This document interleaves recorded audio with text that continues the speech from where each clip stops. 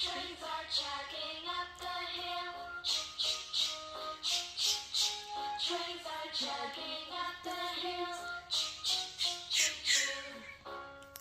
Today's letter sound is the letter sound ch, as in chin, chest, cheek. Okay, you can hear the chi sound at the beginning of the words I just mentioned. Chin, chin, cheek, chest. We also have it in words like much. There you see it at the end of the word. Much.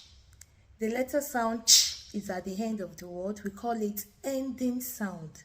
We also have it at the end in words like beach.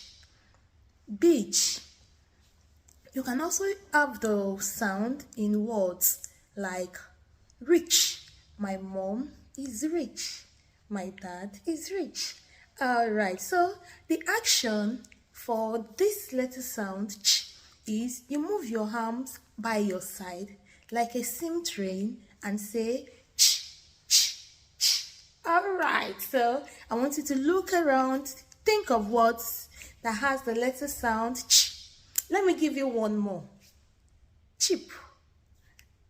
Okay, so think also and give words by yourself and tell mom and tell daddy that you've made words with a ch sound. I love you. Bye.